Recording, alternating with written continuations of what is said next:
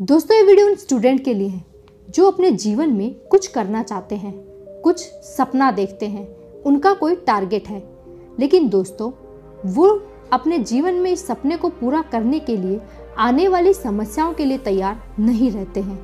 उनको ऐसा ही लगता है कि इस सपने के आगे समस्याएं बहुत हैं जिनका सामना करने की हिम्मत उनमें नहीं होती है। लेकिन दोस्तों वो सपना ही क्या जिसमें प्रॉब्लम ना हो। अगर जीवन में कोई बड़ा लक्ष्य हासिल करना है तो आपकी समस्याएं भी बड़ी ही होती हैं। जैसे अगर आपको एक बड़ा अफसर बनना है तो उसके लिए आपको पढ़ाई भी बहुत करनी पड़ती है। दोस्तों आज के इस वीडियो में हम आपके सामने एक ऐसी कहानी पेश करेंगे जिसमें एक लड़का कई मुसीबतों को पार करने के बाद डीएम बनता है। तो चलिए दोस्तों कहानी की शुरुआत करते हैं। दोस्तों एक समय की बात है, एक गांव में एक लड़का रहता था। उसकी उम्र करीबन 17 साल थी। उसके पिता एक किसान थे तो वहीं उसकी माँ अपने घर का काम करने के अलावा दूसरों के घर में भी काम करती थी। उस लड़के का नाम राजेश था। वो एक छात्र था और वो हाई स्कूल में पढ़ता था।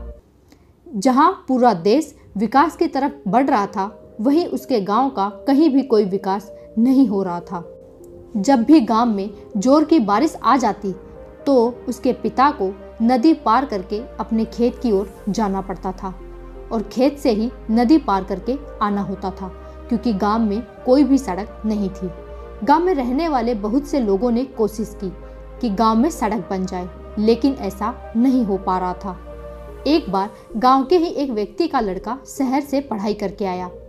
उसने जब गांव में विकास न होते हुए देखा तो वह सीधे जिले के डीएम के पास चला गया।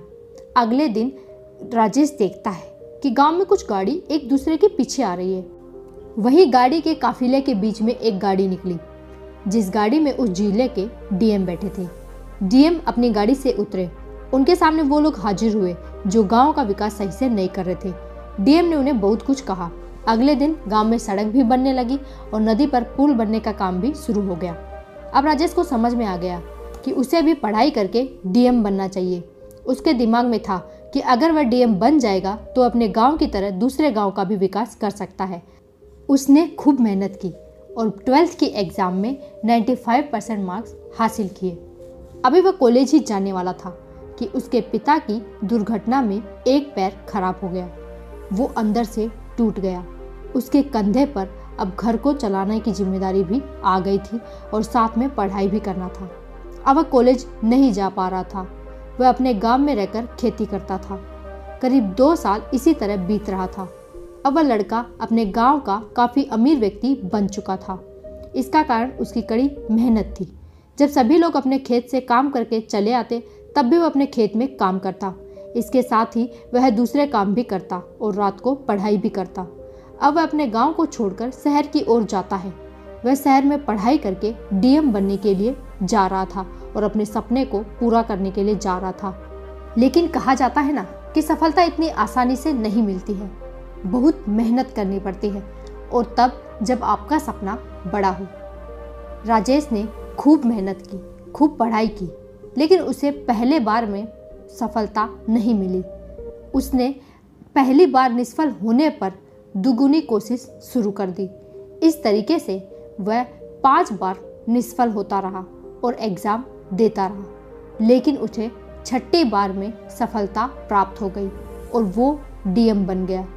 फिर एक दिन राजेश के गांव में फिर से कुछ गाड़ियां आती हैं जो काफ़ी आवाज़ कर रही थी। ये गाड़ी राजेश के घर के आगे जाकर रुक जाती है। उस गाड़ी में से एक लड़का उतरता है और वो लड़का कोई और नहीं राजेश था। तो दोस्तों इस कहानी से हमें यही सीख मिलती है कि सफलता के रास्तों में मुश्किलें तो बहुत आती हैं, पर वही इंसान सफल हो पाता है जो इन मुश्किलों का सामना कर लेता है और आगे बढ़ता है। वो अपने जीवन में कभी भी निष्फल नहीं होता।